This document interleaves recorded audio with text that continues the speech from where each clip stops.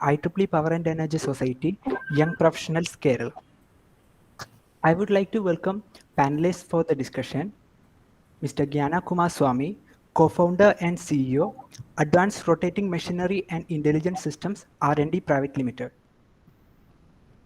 Mr. Mohammed Ubeduddin, Director at Cyantron Synergies Private Limited and co-founder at EVLearn. Welcome, sir. Next, we have Ms. Anjana Murali E, Section Engineer at Indian Railways. Welcome, ma'am. Rekha Sharma, Founder and CEO at Solve4X Inc. Welcome, ma'am. Finally, we have Dr. S. Charan Cherukuri, Lead Systems Engineer at BlueBinaries Engineering and Ample Solutions Private Limited. Welcome, sir. Thank you. The session will be moderated by Mr. Shanker, Publisher and Managing Editor at Machine Maker. Welcome, sir. Thank you very much. I would like to extend my welcome to all the participants attending the session. If you have any queries, you can put it in the chat box. Over to you, Hari, sir. Thank you very much. And first of all, I would like to take this opportunity to thank the organizers for giving this opportunity for me to moderate this session. And at this point of time, when electric vehicle is a very serious as well as very, it is not in the infant stage. EV in India, we achieved a lot of things. Today, when you open TV, you can see many companies are giving commercial advertisements. So we are in a very different way when it comes to EV. But the topic here today, this young minds selected, is very, very thought-provoking. Is EV affordable for a common man? So I'm sure our panelists who are working in the electric vehicle area, or the people who are in the manufacturing as well as in the commercial side, will be able to give a lot of insights about the topic today we are going to discuss on. First of all, as I told you, the organizers, IEEE Power and Energy Society Kerala chapter, IEEE Young Professionals, NITC, thank you very much for inviting me for this program. So to start with, I will request all the participants to mute and have their video closed. And I would like to have all the panelists to keep their video on as well as their mic on. So I think, we will have a small introduction, self-introduction for the people, so what we are doing. So myself, friends, my name is Shanker. I am an editor for a manufacturing media platform, which is there in print as well as online, digital and event. It is called Machine Maker. And we work for the manufacturing sector in India, where automotive is one, area where, you can see one of the largest employer in the country is automotive sector. So once the EV is coming, that is a disruptive technology. You see, for a IC engine, you need thousands of components, and there are so many auto components manufacturers in India and who is doing business for many years. And you can see that many multinational as well as Indian companies are doing excellent when it comes to automotive manufacturers, be it in the commercial vehicle segment, be it in the three-wheeler, two-wheeler or four-wheeler segment. So when the electric vehicle is introduced, it is going to be completely, the entire ecosystem is going to change. The entire value chain is going to change. Today, in our area or in globally, China have grown very big in the EV segment. They are, they are using many, renewable energy and other innovations in the EV sector. And when the starting of this EV revolution in India, we have seen many startups, not the big players came into the picture, but the startups, basically mainly the assemblers were there in the market. Today, after the COVID, things have changed. So there is a, we as a Machine Maker, as a media platform, we would like to support and empower these manufacturers, be it in the, manufacturing or in the entire local chain. So this is what we do in Machine Maker, and I would like to request each, of our panelists to just come and introduce yourself. So let me request another Sree, Charan Cherukuri, to just give a small introduction. So thank you. Thank you, Hari, for the invitation. And before telling about myself, I would like to thank all the all my young friends and the NIT Calicut for giving me this opportunity to speak in front of the elite audience. So I was into this field of power electronics, from the past 6 or 7 years, where I have started conducting my research, and we were mostly working on development of power electronic converters for electric vehicles and renewable energy applications. Later on, what we could see was when I was in my PhD, those days we used to develop some kind of power electronic converters which are reliable for, which are useful for electric vehicles and all. Later on, I went on to IIT Gandhinagar to do my postdoctoral studies. There also, once again, we have worked on this electric vehicle, in this electric vehicle domain where this V2X charging infrastructure I have worked on a little. And after so from this, what I could see is that from a from a manufacturer standpoint, or from a supplier standpoint, what I have seen from the 6 or 7 years is, although we say that in India we wanted to introduce electric vehicles into the ecosystem, but most of the battery packs and these cells are being imported from other countries like China. So this is actually one place where I could see the gap. And there are some other things also, even semiconductor market also, because of this growing EV technology. There is actually absolute deficit for semiconductors in countries like India.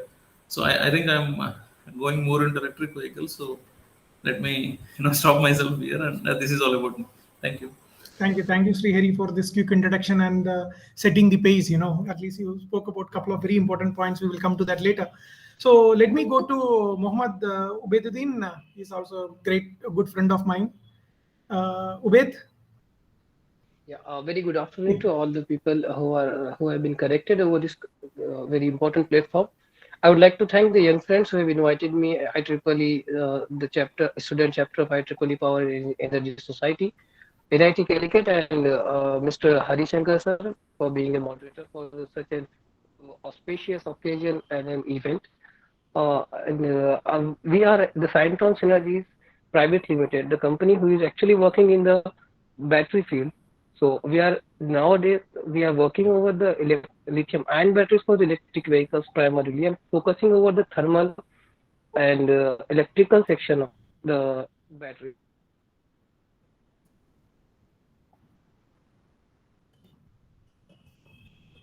In order to stabilize the battery chemistries.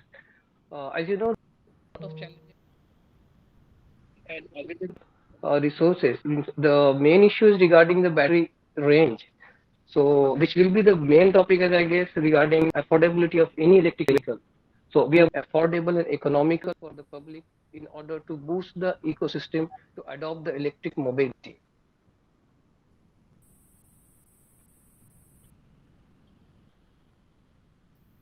Thank you, Ubed, for the quick introduction. Now let me go to Rekha Sharma. If you can just quickly introduce yourself. Sure. Thank you, Hari. And thank you, everyone, for having me here. So I am electrical engineer by education, and I've been working in industry for almost 12 years. And I started my career trying to develop technology, basically, softwares which are useful in distribution management system, energy management system in North America. And past almost a decade, I worked for California State, trying to balance their grid with renewables almost 40% in the grid. The variability is really high. And over the years, I saw how, having more renewable in the grid created opportunities for us to, advanced our technology so that we can give electricity to everyone at every point of time at the cheap rate. So that was the mantra. Now, this year, I feel that there is a great opportunity in EV, and renewable is one variability where it's just time. But when I see EV, it's much more than that. And the forecast that we see in next like 5 to 10 years, it's going to grow so much. So I cut off from California State and I started my own company where we are developing AI just to solve that problem. So that's my contribution to it.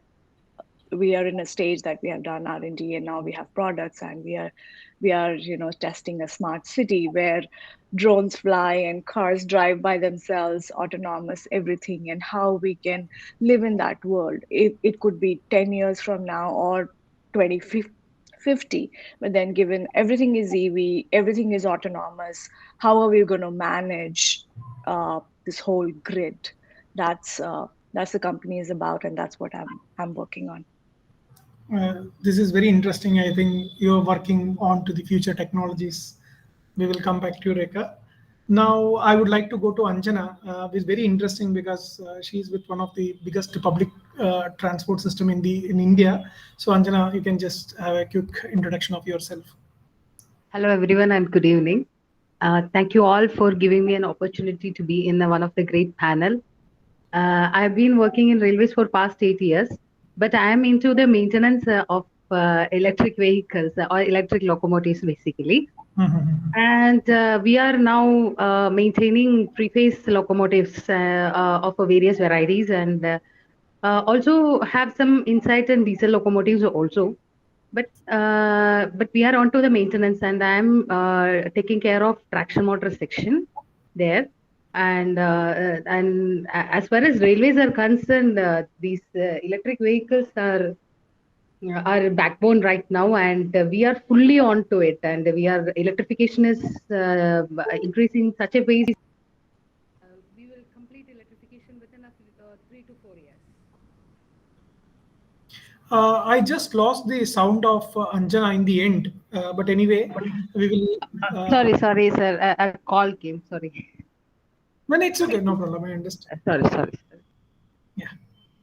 Yeah. So electrification is such a phase that Indian Railways will be converted to complete electrification within 2-3 years. And we will completely eliminate all the diesel locos from our streamlines. And all the diesel locomotive sheds have been now converted to electric locomotives. And we are onto it already. Thank you. And That's very much wonderful. I was also trying to find out, if we can get our next panelist, Gnana Kumar Swamy, in the panel, because he is also one person who is working in this field for many years. I'm not sure Gnana joined, right? So once he's going to join, we are going to ask him some questions, and we will tell him to do a quick introduction also. Now, let me just go to Sree first. Why do you think this? People have asked this question, why EV is affordable to a common man? Because EV is all there, So why this question? I'm not able to understand that. So Sree, if you can just give some insights, why people think is EV affordable or not? Because I have certain,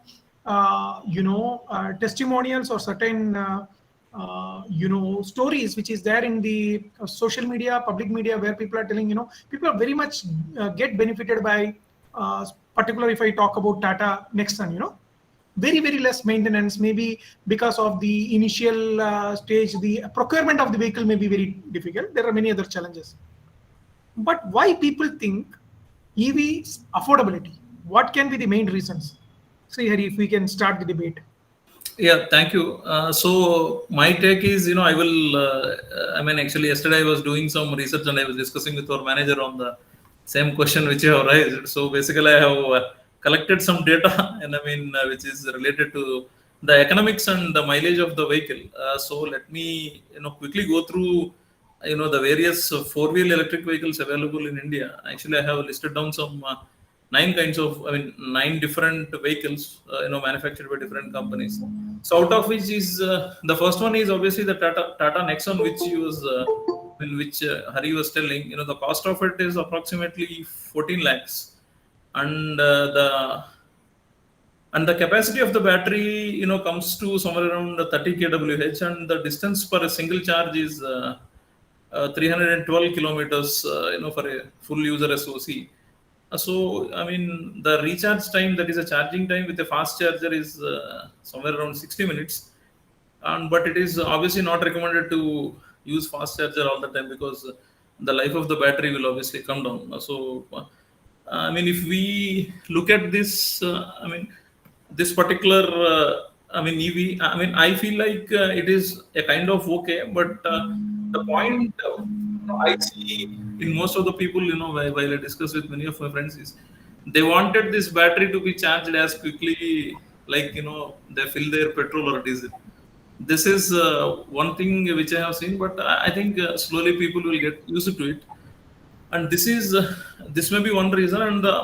And actually I have one more electric vehicle, which is actually Hyundai Kona electric, which has a mileage of 452 kilometers. That is, on full charge it can run for 450 kilometers, and the price starts around 23.71, that is somewhere around 24 lakhs. So this is one of the costliest EV which I have seen. And the cheaper EV what we have is the Mahindra E2 plus, which costs around 8 lakhs, and it can run until 100 kilometers on a full charge. So these are some of the different electric vehicles which we have. I'm just sorry to interrupt, but definitely what the kind of vehicles what you are talking about, definitely it is maybe is not a common man looks at, right? A Nexon is a kind of a I am coming there. Actually. So these particular electric vehicles, so if we look at the cost of these electric vehicles, I feel like the minimum cost available is somewhere around 8 lakhs, but the major difficulty there is it can give a the distance of 100 kilometer on a single charge. But again, Sree, I would like to just make this point more focus point. Sorry. See, in an interview before 3-4 years, when I was talking to one of the officials of WRA India who are working on EV electric mobility forum, they have done a lot of work.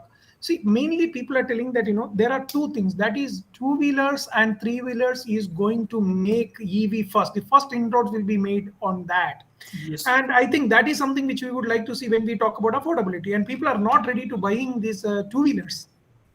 So I think we should start talking about that, right? So I'm coming there only. See, okay. These are some of the 4-wheelers which I was telling. If we look at the 2-wheeler segment, there we have certain kind of electric vehicles. For example, last month this Ola Electric has launched one 2-wheel electric vehicle which is more affordable, and I think on the first day itself the sales has gone up to some 20 million or so in Bangalore alone. Correct me if I'm wrong, I may be wrong with the statistics, but basically the number is very high. It may not be 20 million, but the number is very high. Looking at it, basically, I understand that these 2-wheelers, if they pitch into the market, and one more advantage with this Ola Electric 2-wheeler which we have is it has a range of around 180 to 200 kilometers on a single charge, and it can be charged in a time of 6 hours. So, until we get these technologies coming into the market, I think EVs will become more friendly to economic, will become more economical. But I can tell one thing: this particular EV, the 2-wheeler or the 4-wheeler EVs are costly only because of the battery pack which is installed in it. So I think, to my understanding, from the last decade to this decade, if you see, the battery cost has come down to it has come down at 89% actually. So this is where actually I think if the cost of the battery pack comes down, say for example from last decade to this decade it came down by 89%. If the same trend continues, I think EVs will become more economical, and I am confident that this will happen, because this I can relate with my childhood example, which I always used to say. Like in our childhood, we used to have these optical fiber cables laid all across this country by BSNL. Those days, basically, optical fiber cable was very costly. Once BSNL has started laying this, BSNL has ordered it in a very bulk quantity, and the cost has come down rapidly because many players came into the market. So this is one thing. So what you're telling is somewhere the 4-wheelers are still out of reach, but 2-wheelers are becoming more, yes. Affordable. And okay, let's go to Ubeduddin. What is your view on this? Is EV affordable to common man, or what are the ways it is getting to reaching that affordability? What is your views? Regarding actually the thing is the main issue which public is facing at the moment, and the person who is going to buy an electric vehicle, the first question which comes into mind of a buyer is the battery pack. The reason behind that is these electric vehicles, which are categorized under all electric vehicles, because the only traction system, the only power source for the traction system is the electrical battery. Apart from the fuel cell electric vehicles in which the power is generated by the fuel cell, also in case of the hybrid electric vehicles or plug-in hybrid electric vehicles in which the alternative sources are the internal combustion engine. But in all electric vehicles, the battery pack is the only source which is storing the energy and supplying the same to the traction system. So if we compare Tata Nexon EV, as my respected colleague has given the example, so it's 30 kilowatt of watt hours of battery pack, and if we are considering the end of life criteria to be 80% for an electric vehicle, which is the industry standard, then we come to know that the battery will last.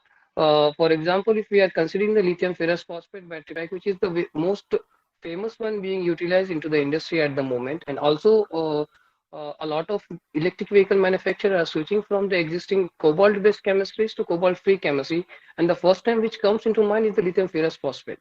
So we are getting 2500 cycles before it reaches the end of life criteria. So if we consider Tata Nexon EV with respect to that, so we come to know that we will be at least having 750,000 kilometers of runtime. If we are having such calculations with us, then we come to know approximately, while we are considering the degradation in the cost of the battery pack, because of course, while we are running a battery, we are utilizing a power from a battery, it's getting degraded day by day. So it depends upon the chemistry which is being utilized in making the battery pack, how much degradation is faced.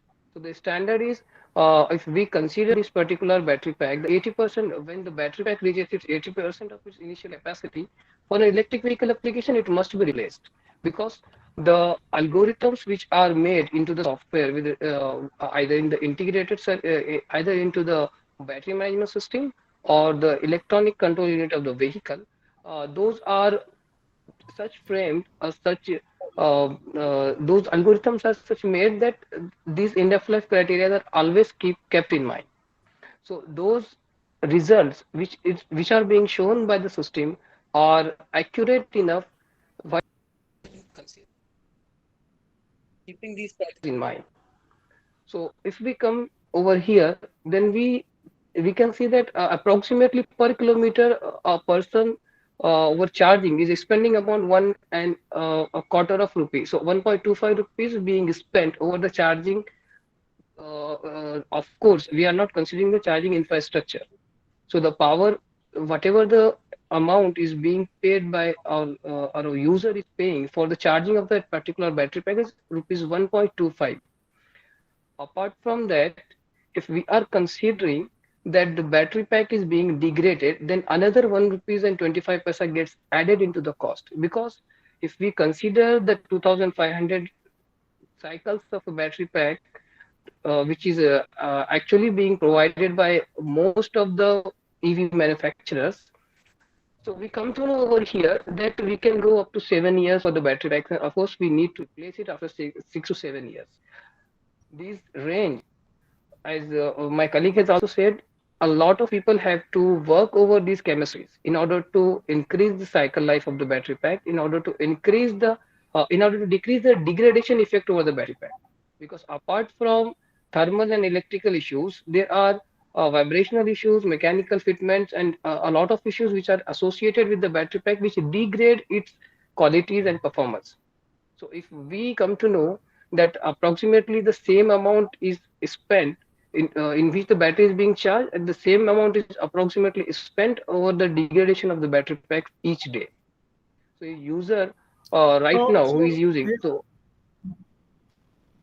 yeah, so with what I'm trying to understand is both of you people are talking about the battery and the technology is improving day by day, because this is something, again, the research, many research is happening, and eventually even the IC engines also, after some time, maybe you reach 1 lakh, or a diesel engine after particular kilometers, you need to redo there is a cost, a very big cost involved in that. So once the degradation of battery is also there, it is happening there also, but we will come. The real, I think the point we are discussing is that why people are not taking EV, why they are not adapting EV. But there is an interesting point here I want to talk. I will come back to you, Ubed. Anjana is working with basically Indian Railways, and you know that Indian Railways use electricity. You know, most they have left a diesel locomotive. Still, in some places, maybe they are using. But Anjana, you work with a company which is taking Indians daily, and it is so affordable. You know, you cannot. We will not be able to tell the cost will be very, very in pennies. But why EV is not affordable? Why you think that EV is not affordable for a common man, or is it affordable? As far as locomotives are considered now, sir, EVs are very affordable to, because it will greatly reduce the cost that we spend on tickets. Why? Because I will tell you an example. Where in electric vehicles, like we have a version that WAP5. That means it's a broad gauge passenger loco of fifth version, which uses a complete electrical and the three-phase traction motor. It is having a 6,000 HP power, and it cost only 12 crore rupees. Okay. While as the diesel engine WADG, it is just 4,500 HP, and it is 14.656 crores. So the difference is nearly 2.656 at the manufacturing itself. And these diesel vehicles are called for maintenance every 30 days. Whereas this three-phase locomotives, we are calling for maintenance only in a duration of 90 days only. And every year, these IC engines need to do annual maintenance. Whereas three-phase locomotives require 20 months after. It will be called to shed for annual maintenance. It's not annual maintenance. It's called as term maintenance, which serves 27 months. That is 12 months. Every 12 months we have to overall the diesel engines or IC combustion engines. But here we are you doing it on 27 months only. Why this is happening in railways? This thing will be there in commercial vehicles also, but this is happening in railways because we are the infrastructure and all. It is done by government only. We are not bothered about it, and then initial investment is also done by government, and we are not bothered about it. So Is it because it is our money, taxpayers' money?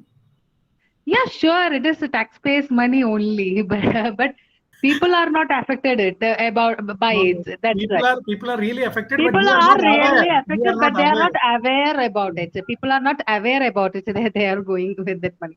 But in a long run, we are quite benefited with it, because cut short. When I joined railways, there were 14 lakh people working for railways.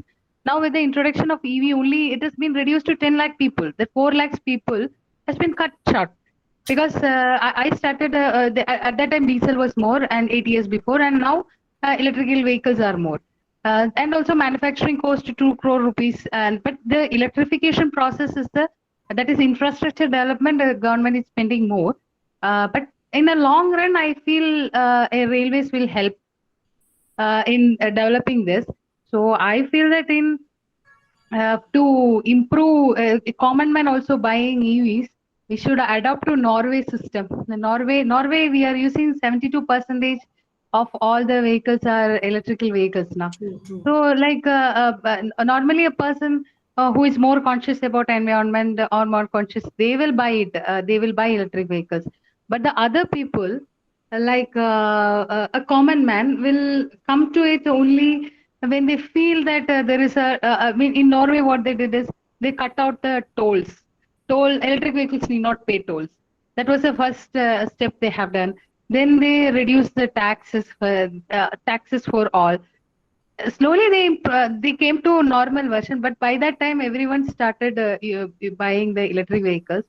And I think silicon carbide that we use in our power electronics also, and evolution of silicon carbides will help to curtail the chip problems and all. We are using for our power electronics, silicon carbide is being used because we imported the technology from General Motors. So they came up now also. Tesla is also doing this silicon carbide for EV, I mean four-wheelers and all.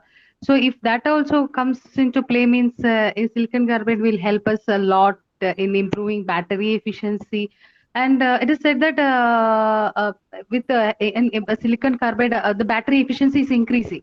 In our case, it is increasing. So it will surely will increase in EV also. So with more silicon carbide, but the processing is a bit tough, and that we have to find a way for processing it. I Anjana, feel so. yeah, Anjana, you given a very good case story with Indian Railways. Definitely, I think the kind of investment it require, it is like, who comes first, chicken or the egg. That is the same way that, you need to get saving on your fuel. You need to invest first in technology which is now just growing, and we will come to that point also. We will come, why is it affordability, is it the awareness, or the incentives is not making people going towards EV. Now, as you again, I would like to go to Rekha and find out from her thought process, because she works with the energy efficiency and the complete distribution system as such, and now she's trying to bring AI and other future technologies. Why you think you are there in US, and you are working in one of the most advanced economy in the world? So why you think in an Indian perspective, EV is, people are not seeing EV as an affordable vehicle? Rekha. So Hari, I think uh, Indian market really cracked it when they introduced this two-wheeler and three-wheeler. Like if I compare to US, especially California, when we introduced Tesla, a few years back, and I use Tesla every day, so I can tell you the reason I bought, as Anjana said, I got 10,000 rebate in when I bought it, so it's like a sale for me already, 25% right there. Most of the houses have solar panel, and in the afternoon we give some electricity back to the grid because there is so much sun we cannot use it in the house. So instead we just charge our cars, so charging is free for us. Even if in the night time the electricity rate was reduced for every EV owner, we had to, there is a bracket that the least charge was given to all the EV owners, and it was some $600 just came in as a cash back as from the utility. So it was just pouring in, and then I would say then of course all these no toll charges, you go to imagine in a traffic you are able to get the highway straight up, the high occupancy lane and everything. So there were so many incentives which pushed people initially, right? But then, having been used for 6 years, I never had to do oil change. I never had to take care of going and filling gas, although gas is not very expensive here. But if I go back to India, gas is really expensive. Gas as in petrol and diesel are really expensive. So if we are not pushing, Indian government is not pushing, I think we have high all the reasons to push for it, like all these incentives that we got in US, people should get in India if we are already not getting it.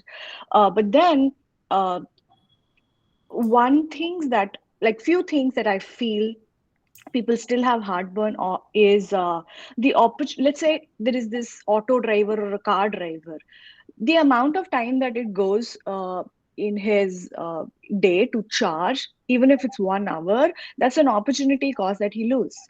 Second thing is, if there is a taxi driver who wants to go from Delhi to Agra for Taj Mahal and come back, he cannot do it right now. So those are the deterrents. He loses business just by owning EV. The other thing is range. Range is the way, the reason he's losing, and there is a problem for the cold climate. I felt that these batteries discharge faster in a colder climate, and they take more time to charge back. But I think for India that may not be the key problem. Those problems are there for, especially Canada is one area where people don't want to buy it because it's so much snow. They are afraid for that. So those are few points that I feel if Indian market, they're not doing it, they should do, marketing it on the oil price, marketing it on the maintenance price. And also one thing is the resale value of these vehicles is really high because they don't deteriorate so much. So to me, my last India trip was just in August, and I felt there are a lot of people accepting it, especially the two-wheeler and three-wheeler. It's like so many of them on the road, but I still felt there were some people giving bad or a feedback which that they're not ready because of the range. See, again, I'm telling you, I believe the first change or the revolution will happen from the common man, accepting EVs, adopting it and taking it in their home. I believe Indian government is the one government which is promoting EV the highest, because they are taxing the petrol prices very heavily. Now it is so political thing over here because of some elections. I believe the price will stand for next 3-4 months. Then again it is going to go ahead. So government, I feel, is very they are not reluctant. They are just increasing the price. That is also one reason. They know that one time maybe it is one of the costliest, the one of the biggest contribution to the people's budget, economy. For this government taxes the gas is very high, so they are promoting it by taxing these fuels, diesel and petrol. One thing which is not the right way or not. Many states have came out with EV policies. Some people have policies which cannot achieve, but they have came out with policies for the namesake and all those things. India is not like any other country, right? We are still a developing nation. It's a lot of dynamics. It is a country within other 40-50 countries. Even we have around 32 states or 33 states and union territories, but even in states have different dynamics, so it is not easy. And the climate, I feel there are a lot of, this is my thought process which I would like to hear from you people. There are a lot of trust issues about using EV in people's mind, for people not to take a two-wheeler in their home and keep. So this is what, if you see that there are some social media videos which is running in Hyderabad. There are the very hot places where vehicles are getting fire. So there are a lot of social media videos, or all this creates some kind of confusion. But I would also like to make a point. There is EV, it is called as Toto in West Bengal. I was there in Calcutta. The streets of rural Calcutta is filled with EVs. But it is not like the three-wheelers we see. It is like a three-wheeler or a four-wheeler kind of stuff, and which is very dangerous. But still, there are a lot of people using EVs in India for more than 10 years. People are using that Chinese products which was bought and used it.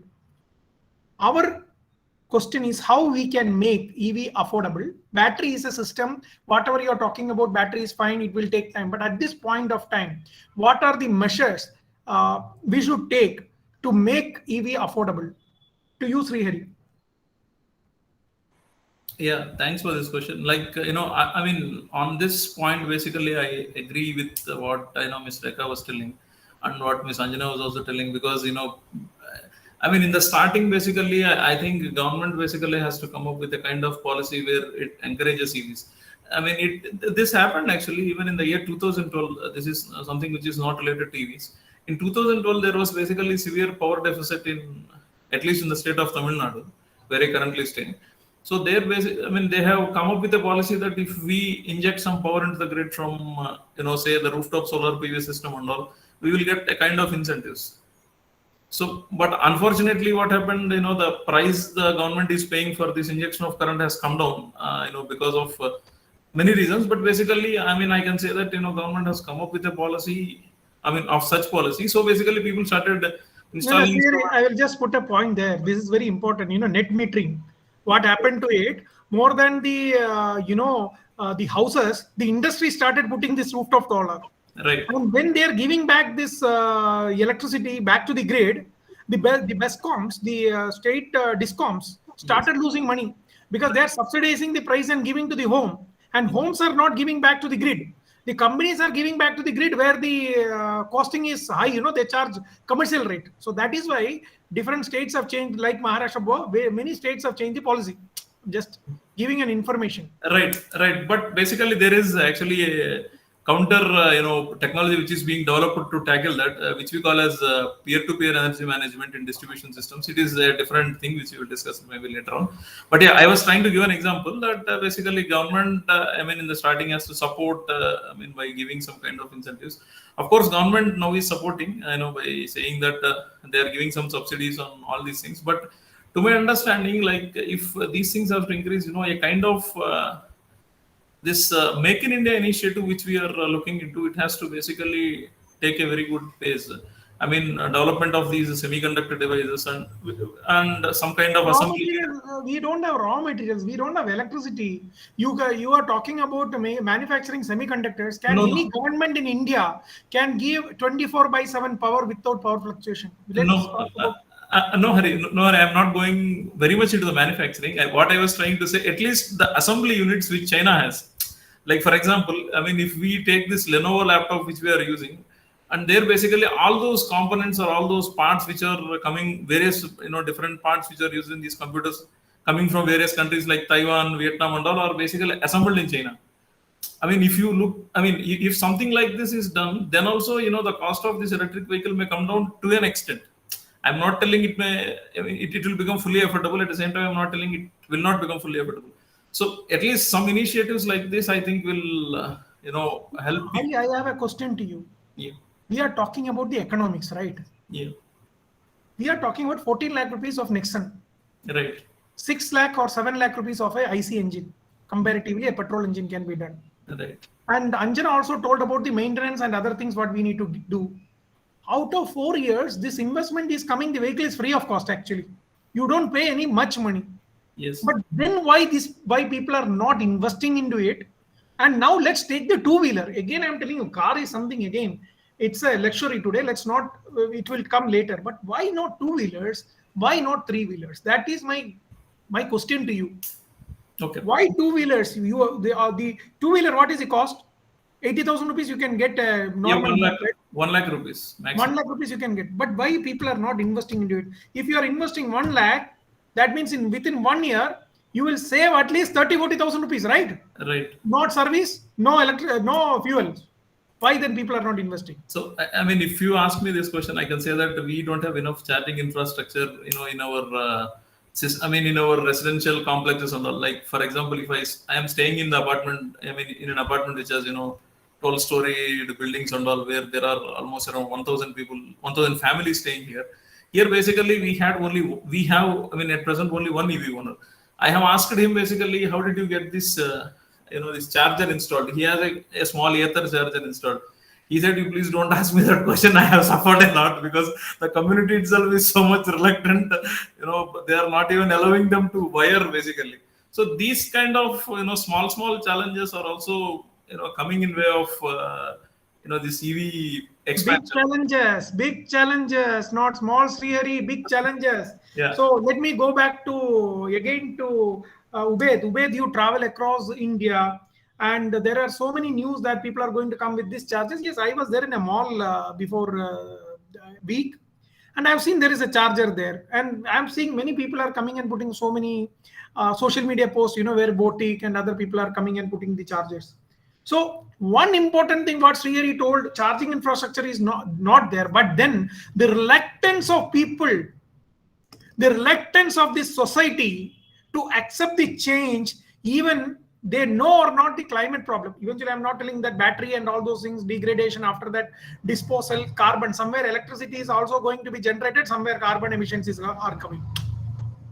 It is reduced, but still the society is not ready to accept the change. Until unless that is going to happen, no Norway can help, no US can help, no China can help. Ubed, your views. Yeah. So the example which Mr. Hari has given is absolutely correct. People are facing a lot of challenges while they are looking for the chargers, especially the fast chargers. First of all, the issues which people are facing at the moment is because of the cost sensitivity of the people. They evaluate the product with respect to the financials. They never go for the technical evaluation of the product. Let me give you the example, the practical challenges. Most of the electric vehicles which are being sold over here in India are having the the chassis which has been designed by some Chinese company or some we should not I think we should not restrict it to give a specific territory. So most of the chassis are being imported, and people are not the exact manufacturer of the chassis, so they are having certain limitations with respect to the battery pack or the assembly or the drivetrain that should be accommodated inside it. So they are having certain issues while they are trying to redesign the power source. For example, most of the chassis are having very less space. So in spite they want to go for a safer chemistry, they have to go for a cobalt-rich chemistry because that's having higher charge density. So the safety issue is concerned with respect to the cobalt-rich chemistries, and the incidents which we have seen a lot over the social media are most of the issues are related to the thermal runaway process. As Ms. Rekha was telling, this due to the lower temperature, the battery also it gives less mileage. The reason behind that is the internal resistance increment. Because as we know, the resistance, the negative temperature coefficient of resistance is going to show its role over there. And definitely at those sub-zero temperatures, this internal resistance is going to increase, which actually decreases the battery charge holding capacity. And with respect to the charging infrastructure, there are a lot of issues. Let me list out some of them. The first which should be clear in mind is that the drivetrain voltage. Most of the EV manufacturers are having different drivetrain voltages. Some are working in 48 volts, some are working in 60 volts, some are working in 72 volts. And the affordable chargers which we see nowadays, which are DC chargers, which people are being provided with the electric vehicles, very less are getting AC charging vehicles. The reason behind that is because of the cost sensitivity of the electric vehicles. The vehicles are not equipped with the onboard chargers. They are having the direct DC port. So they need the AC to DC rectifiers which are being used, and in that particular fashion, the standardization of the charger can't be done. So this is one of the issue. Another part is fast charging. Every person who is buying an electric vehicle, he needs the quick charge, because people are much more habituated to the IC engines in which they fill up the fuel within few minutes and then they will be running over the road. And as Mr. Hari has pointed initially as well, if we charge the battery pack very fast, there are certain issues related to it which will be decreasing its lifetime. Also, there will be a threat of battery degradation, or there will be fire issues. So these are actually, people are frightened because of these issues. If they want to invest, so the product which is available in market, they cannot trust, because the technology hasn't been matured enough right now. There are very less electric vehicle manufacturers who are well known over here, and being honest, we can't say that this particular brand has sold say thousands of vehicles over a less period of time. So that is what, again, one point before going, I would like to ask. Now, apart from one or two companies, we talk about Ather, we talk about Ola, they are coming out big, they are spending money and all those things. But if you see that our traditional people are not, coming and advertising very big, they have the money power, they have the market. Is it a strategy they are doing that, let's wait and watch, or, what is your view on that, Ubed? I would like to say this is the effect of the pandemic. People have been very conservative in order to invest in any new technology right now, because we can see if industrially we will look out over the last 3 years, the market has been divided into pre-COVID and post-COVID scenarios right now. Everybody is frightened, because if they invest in the money and the scenarios like pandemic, if they occur again, the sustainability of the company is really a challenge at the moment. One of the big reason is there are a lot of examples. Many startups have been shut down because of this particular effect. Okay. Thank you, Ubed, for this. And I would like to go to now Anjana. Anjana, what we heard from Sree is that, there are, in so many points he told, he spoke about the societal, people's reluctance to, accept this technology and bring some changes, support each other, and grow together. One. And another very important thing from what Ubaid have told is the technical evaluation of this product. How people can trust that if it is a right product or not. Who is going to tell that you go and take that? Who is going to endorse that? So when these kind of basic problems are there, I would like to just request you people to just go and search Google and check, EV related to accidents in Singapore. There were so many troubles happened in a country like Singapore, where people used to keep these vehicles near to the home, maybe charging in the home, and people have died in fires. And after that, so many regulations have come. So there are so many case studies India can follow right now. It is many countries have tried and tested, but still there are a lot of infrastructure problems still there. And you are telling about incentivizing for better EV adoption. Do you think that until unless we take care of these basic challenges, do this incentivization help? Anjana. Sir, as far as two-wheelers are concerned, my point of view is something different. The SIP electric B2B heavy electric scooter has come to market, and they come up with one thing that 250 kg you can carry. I'm living in Tamil Nadu at He Road, and you know how TVS scooter work over there. It carries 4 people, then all cargos and everything. So these electrical vehicles, after paying 1,29,000, they are not able to carry this four people family in a scooter. Means that they feel it. I mean, I am feeling that is one of the challenge that they are people are facing in this. And the SIP came with 250 kg. It can carry the cargo. Something like Ola or Zomato, they can do it, but not a common man with this much family can take it. That is, I think that is one of the challenge that they are facing. But Anjana, one way you are not supposed to go 4 people in a two-wheeler, yeah. So at least if EV is coming and changing that, it is good for those people around us. We should thank that.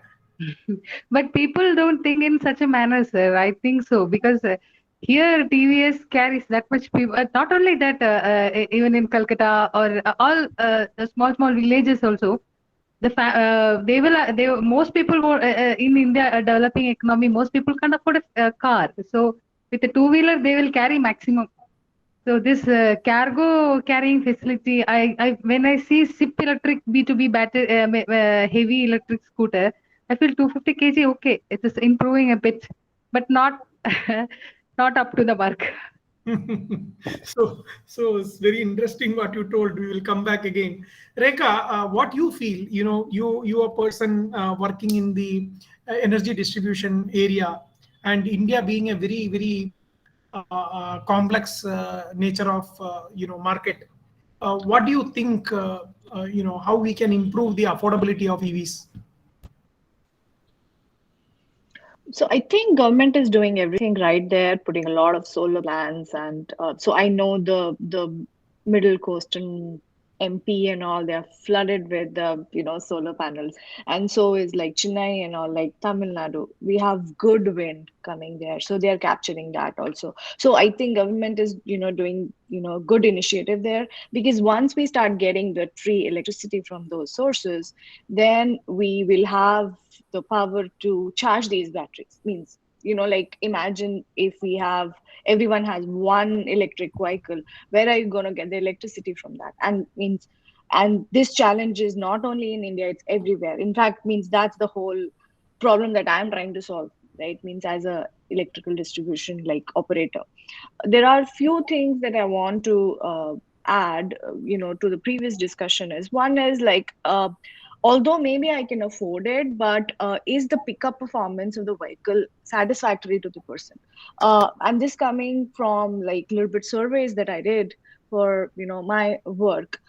Till Tesla came, hit the market in California, people didn't really buy EVs. There were EVs before that also, but the performance was not good. They felt that they're sitting in a a shabby car which doesn't really work. It cannot even pick up that hill of San Francisco. Then they're like, this is useless cash. So first is like the car performance has to be comparable, and then if something is cheaper, Indian market is very very intelligent. They take care of these things. They will not just give money just for the fad, just for the fashion. They need a good product. So if the pickup performance is good, that's one thing we need to check. And the other thing is, somewhere I feel, which I know here is, like governors and government people, they also want to preserve the people who are already employed. Like how Anjana said, so many people lost their job because they are not needed anymore. So government also kind of taper this, these missions of EV, and also that not a lot of people get out of jobs. And while we are encouraging this, we have to also take care of that. So that is also a debate in itself, that what will happen to all the mechanics, like all the mechanic shops next to our houses where we used to take our car for oil change or for any issue in our car. So we have to think on those terms also. One thing I want to highlight is, we, like, all of us are like well-learned people. We know in and out about it. We are Government of India is investing big in publicity of this, not only just the ad to common people, but also to young students, so that they start thinking about these things and maybe make a product which will bridge this gap. So there is this whole capacity building program that I worked with, in India, for a government project, where we just go and tell people what the EV means and what it has for the society and for engineers like us, what we can do about it, how can we make up a career around it. So those things, I think, did I answer your question, or I just got carried away? No, you are talking some of the points which is very much relevant, and that's why one reason I was listening to you. And one more thing, Rekha, I just want to ask you one thing. You told the US government gives almost 25% reduction on the cost of Tesla, but still it is a very costliest car in the world comparing to IC engines, right? No, but think of any comparable car. Like if I buy a Mercedes, it's $80,000 versus if I buy a Tesla, it's just $60,000. So to me, I am getting a very good product, and I am getting 10,000 incentive. So to me, I got a deal, right? So I have to say apples to apples. I cannot compare Tesla to a Toyota, which is 20,000, right? So that's where I feel that it's a cheaper car when you compare it with the comparables. When I'm talking about a market like US and the market in India is completely different. The dynamics doesn't match, and that is where even in US today is also there is a big difference is there, price difference is there. There are players which offer very less, and not just if we talk about just Norway, as they have got 71% of the market share in EVs. They are doing very well in Europe. There are certain other countries who are trying to follow that, and then comes the China also, somewhere we may not having the right kind of picture, but they also have moved so far in the EV segment, which we know. But if you see that other countries are still lagging behind, and somewhere there is a kind of a movement in India. But still, what as per the discussions also we are able to understand is battery management or battery as a product is in a very, very challenging position today. It needs to improve. We in India, if oil needs to be brought in, the basic raw material, for battery also we need to bring the same thing, right? Motors and all those things, definitely we may able to develop. There are many companies working in the motor side, many startups, but end of the day, the raw material for the batteries also need to come. And there are so many other challenges there. The infrastructure part itself is I still remember there was a person who put a LinkedIn post because he have taken his vehicle by lift, gone to his kitchen, charge and bring back, and people were calling him a kitchen man, because he is charging his EV in the kitchen. So there are a lot of challenges like this. And what I believe is, as per the discussion with the people, one is the battery, one is the standardization need to improve. People need to come and consolidate. There is not 5 to 6 major two-wheeler I am just talking about, or a three-wheeler I am talking about. There are many people who are in the industry, small and big startups are also there who are manufacturing.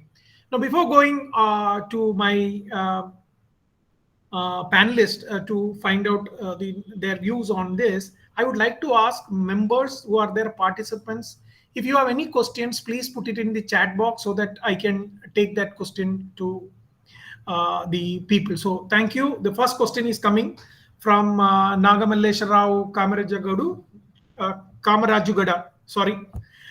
So common public, that is 65% of four-wheeler owners, financial balance sheet for four-wheelers is below 10 to 12 lakhs. Which EV option they have it in that range, whereas many IC based cars are available? Okay, I will give this question to Sree, because Sree already have done a great research on this. Sree, I think you can answer this question, right? Yes, I can answer this question. Yeah. So, I mean, Mr. Rao, actually, I can see that, I mean, there are some 2 or 3 options available, with the four-wheel EVs. I mean, in the range which you are telling, which is actually in between 10 to 12 lakhs, I guess. So if you wanted in terms of cost, as Hari was telling in the starting, Tata Nexon basically comes to somewhere around 13 lakhs, which is near to your figure. And if you want, the range is around 312 kilometers on full charge. And if you only talk about 10 to 12 lakhs, there is one more EV called Tata Tiger EV, which comes around 10 lakhs. And, it gives a distance of 142 kilometers in single charge with a battery capacity of 21.5 kWh, which is approximately 22 kWh you can take. Delhi government is giving many incentives for taking these four-wheelers. I think, Sree, I heard the news somewhere. Yes. Yeah. Please continue. Yeah. Actually, there is one more vehicle. At approximately 10.5 lakhs, which has a battery capacity of 22 kWh and a distance on full charge of 140 kilometer, which we call as a Mahindra E Verito. So this is something. And if you look at these are some of the EVs which we can get at 10 to 12 lakhs, and there are some EVs available at a lesser price also. Costing around 7 lakhs, which is the Tata Tiago EV, which has a range of 132 kilometers on full charge. So these are some of the electric vehicles which are available in that range. I think E-Verito is targeted to the taxi owners, and many corporates have started incorporating these vehicles into their fleet. So that is some good thing happening. And as we know that many state government have included this EVs buses in their fleet, but I am not sure what is the real status of those. But I have seen that government of Gujarat, and I still see Maharashtra, many EV buses still plying nicely. I have seen that in Tamil Nadu they have started before a couple of years. There was an inauguration which we covered, and Himachal Pradesh. So many states are coming out with these kind of activities. Yes, JBM is there. There are particular, Electra is there. I think that is a Chinese company. Ashok Leyland, Tata, they are all working on the EV buses. So public transport also, it's picking up. So if you have any questions, please share it in the chat box so that we can share it with the panelists. One last point which I wanted to add. Actually, there is, apart from this 10 to 12, lakh range, which, Mr. Rao was telling, there is, what I have seen until now is the Indian made this Nissan Leaf, which costs around 35 to 40 lakhs. Actually, it has a very good battery capacity. Somewhere around 75 kWh we have, as a battery capacity, and it can basically go for a 400 kilometers on full charge, and the slow charging time is somewhere around 8 hours. Yeah, that's all. So I think the charging infrastructure need to improve. The battery, the consistency and the performance of battery needs to improve, and overall confidence on this product among the public need to improve. If we need to conclude this session, I would like to go back, from the back, but I would like to ask Rekha, what is your, if we need to conclude this, what are your points? Second thing, before that, I would like also you to just take the question from Kumar. As you are in the grid, can we use solar-based battery charging infrastructure?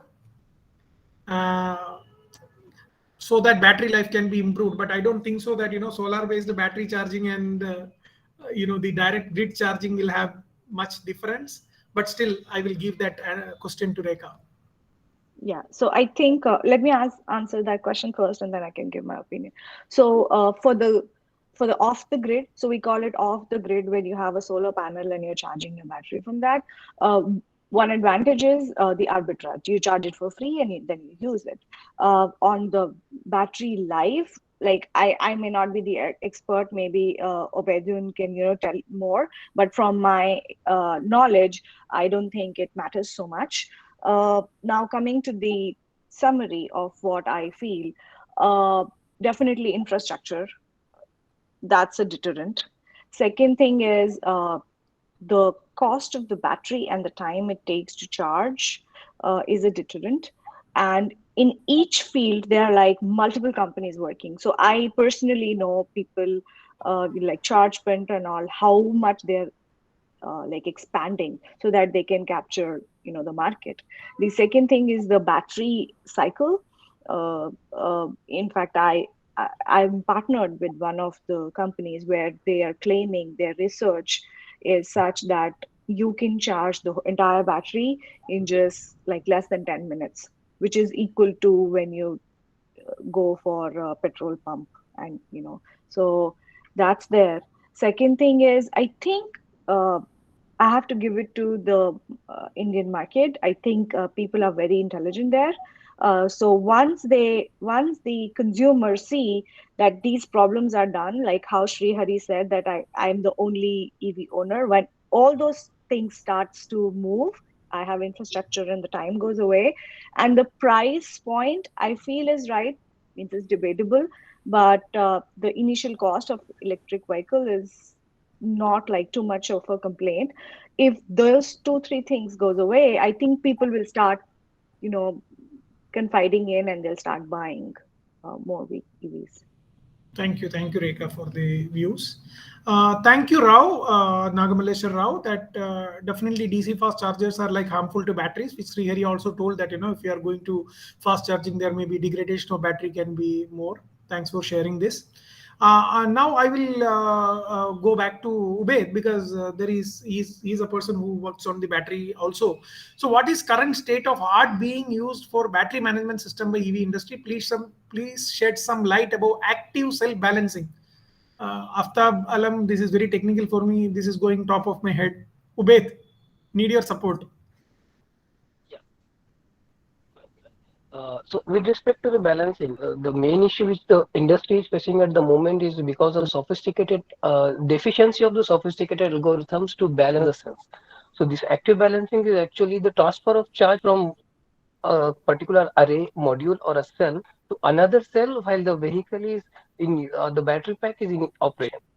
So active balancing, it means the charge is redistributed among the cells or the array or the modules of the battery pack. So it depends upon the architecture of the battery pack. If we are adopting a modular architecture of battery pack, definitely the charge from one module is transferred to the another while it's having lesser charge. The the problem because of this unbalance is that the battery becomes weaker and weaker day by day, because this is a propagative phenomena. If a battery pack is having a module which is at a lesser state of charge, so what we mean by unbalance or balance is the difference is the state of charge of the battery pack at a given time. So all the modules needs to be at same state of charge while they are in operation. So if there is some mismatch in this particular state of charge, we call it that particular module is unbalanced. So while the people adopt the active balancing just because the charge is redistributed from the battery and it's not dissipated in the form of heat, which is actually being lost, which decreases the efficiency, which is the passive balancing phenomena.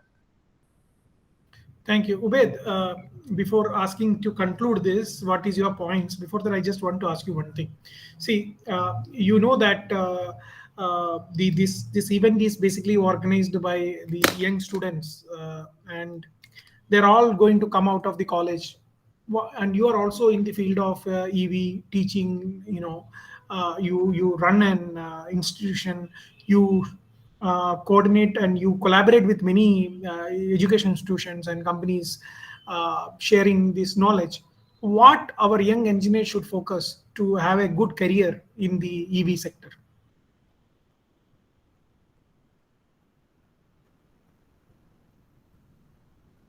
Ubed, you are able to hear my question? I'm not able to hear you. Just 1 minute. Hello, am I audible? Hello. Yes, please continue. All right. So, first of all, the student who Please is continue. I getting think passed out there is on some the kind of problem in the internet, college. but you please continue. All right, fine. So the person who is going to enter into the electric vehicle domain must identify the sector in which he wants to enter. For example, if they want to enter into the power electronics or electronic related sector, they can choose the drivetrain components, the motor controller or the sophisticated design of motor. The reason behind that is a lot of motors and controllers are there into the market which are inefficient. One of the reason behind that is the technology. We can say they are consuming large power in order to deliver the desired RPM or desired torque. As Ms. Rekha was telling, there were a lot of issues in initial first generation electric vehicles. One of the main reasons behind that was they were not intended for high performance. In electric vehicles as well, there are a lot of categorizations such as city electric vehicles, neighborhood electric vehicles, high performance electric vehicles. So a person must choose in which domain he will work. So if he is working on the high performance electric vehicles, definitely he has to choose a drivetrain which should be having such capacity or performance which will be enough to power up the particular application. Another part, I would say, the battery management system is very interesting part to focus because in power electronics, that is one of the challenge, especially software-based battery management systems, which are needed because the sensitivity and accuracy of that software-based BMS actually maintains the life of the battery very well. A lot of algorithms are being developed across the world, and very big universities are working over these battery management systems at the moment. And the intelligence into the battery is being incorporated with the help of these battery management systems. As you know, the battery is itself is just a power device. It doesn't have any smartness or intelligence. The intelligence which is being incorporated is by the way of these battery management systems.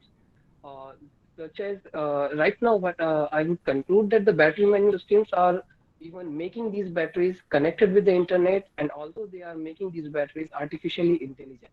So the algorithms are also being implemented into the cloud by using machine learning algorithms, and the decisions are taken by the cloud, and the batteries are being commanded with respect to that. Not even the updates for the battery pack software are being given over the air. So OTA updates are also being implemented by using these softwares only. Another third and most important thing is the battery chemistry. So, as you know, this is a very broad topic. I think we will be discussing that. It will take a lot of time. But the thing is, a I know. person must select good chemistry for the given application because in lithium ion family itself, there are more than 4,500 members. Every member is intended for a given particular application. If we talk about lithium titanate oxide, there are pros and cons of that particular chemistry. If we talk about lithium ferrous phosphate, again there are a lot of advantages and disadvantages associated with that particular family member of lithium ion family. So there are three broad sectors in which our students should work, and of course, mass production of these battery packs and having these technologies in house will definitely make these batteries on electric vehicles affordable in future very soon. So thanks, Ubed. And I think this is something what I would like to add what Anupama Anjana told in the beginning, where the railways, when they have adapted more into electric locomotive, there were reduction of people. The reduction of people is not because there is no job. There are new jobs, but people need to upskill, or people would like to see what kind of opportunities are there, because there are, I only knew to sell space at one point of time.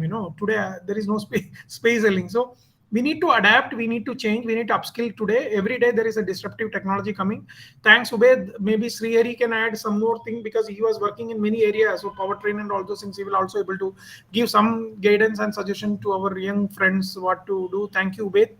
Anjana, before can you just conclude your points about the debate, whatever we have done? Yes, sir. Actually, awareness among people of, stressing by the government and also advertisements on the maintenance of less maintenance, and all those things will help to create an awareness that it should be bought. And the second thing is, we know how internet, why we are using internet in a broader phase, because Geo come up with a new plans like some free offs and all those things. Actually, Indian market is always like that. I feel that people will think intelligent enough to check whether it is available. Like some reductions are available.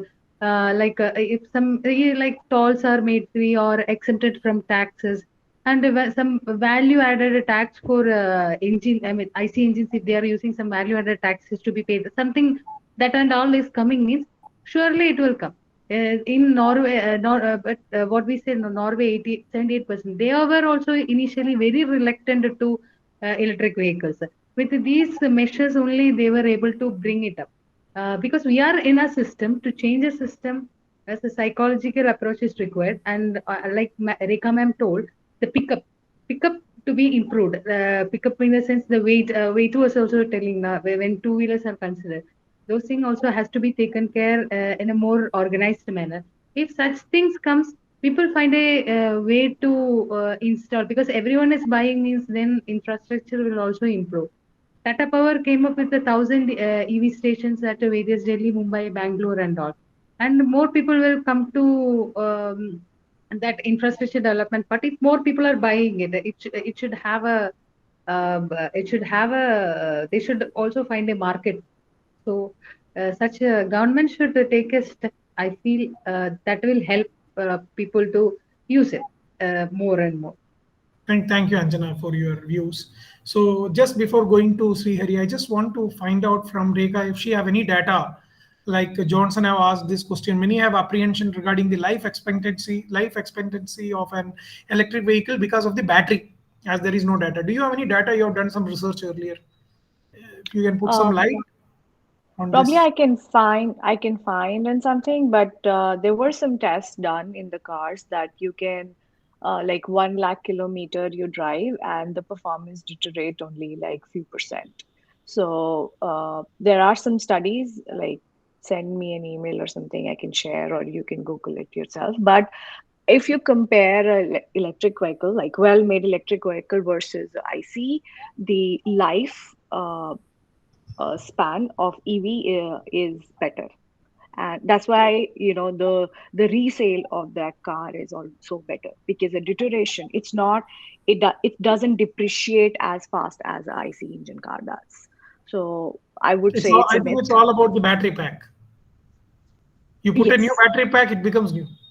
Yeah, but then most of the battery packs right now, which are coming, they can sustain, like they can live up to 8 years, and you can charge them every day. And as Ubeduddin was saying, that there is this software-based BMS coming up, and so they charge such that the damage to the battery is least.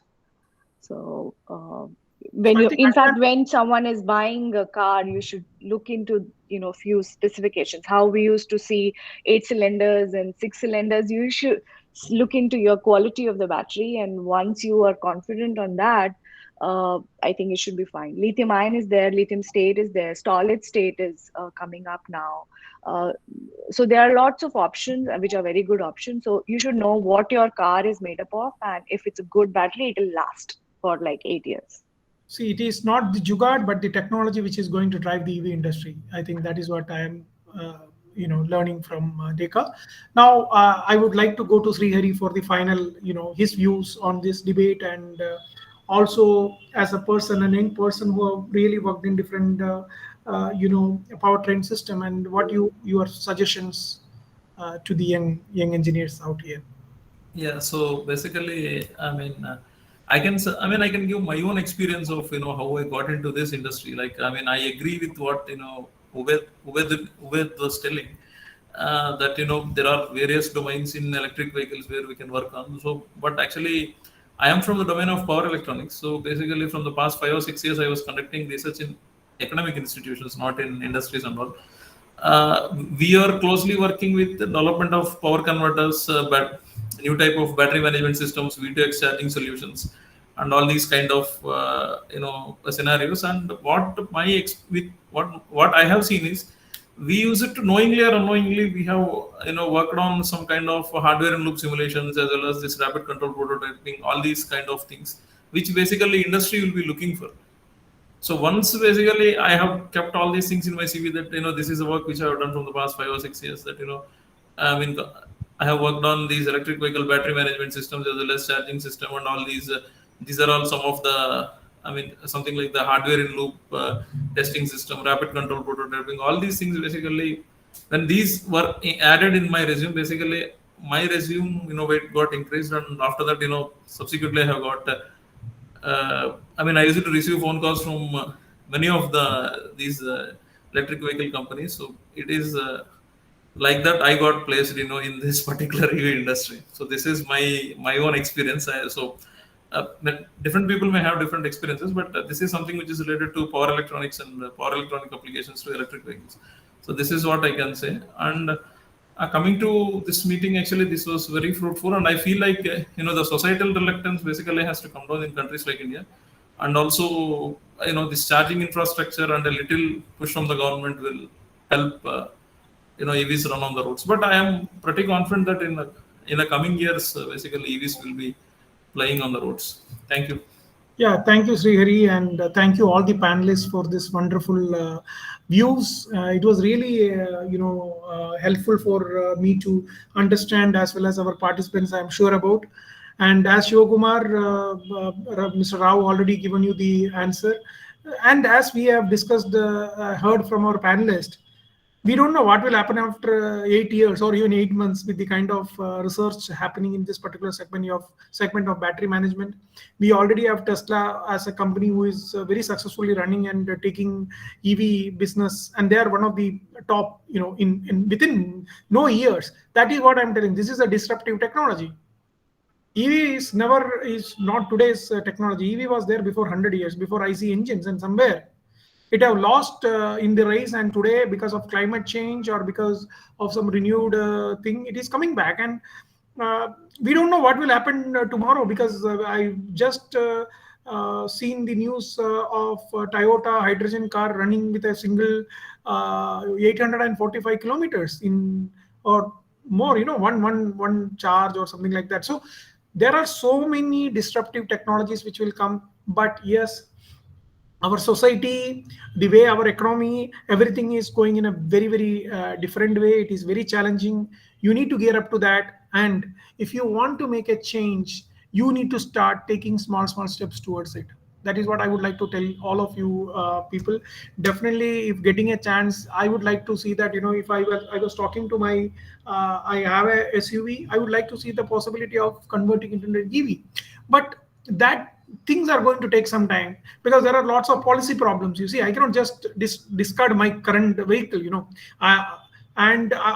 by right now CNG you can convert to CNG, but EV conversion it will take some time. And I also need to get a confidence that when I would like to change it, because the vehicle chassis, everything is good, the platform is good, only we need the right kind of certified products. Many people have started working on these kind of conversions, vehicle conversions. Buses are getting converted, retrofitted, and all those things. So friends, things are going in a very good way. EVs are definitely affordable if you just do the mathematics of it. Thank you very much, friends, for your patience hearing. Rahul, Satish have shared this feedback form. Please give your feedback form. And as an editor of Machine Maker, it is my humble request that you people please go and visit www.themachinemaker.com. Give your feedback, and we would love to see that more and more EV manufacturers come, and each one of you own a great EV. And as Anjana told, take 4 or 5 people into it. Thank you. Wish you all the very best. Namaste. Thank you. Namaste. Thank you.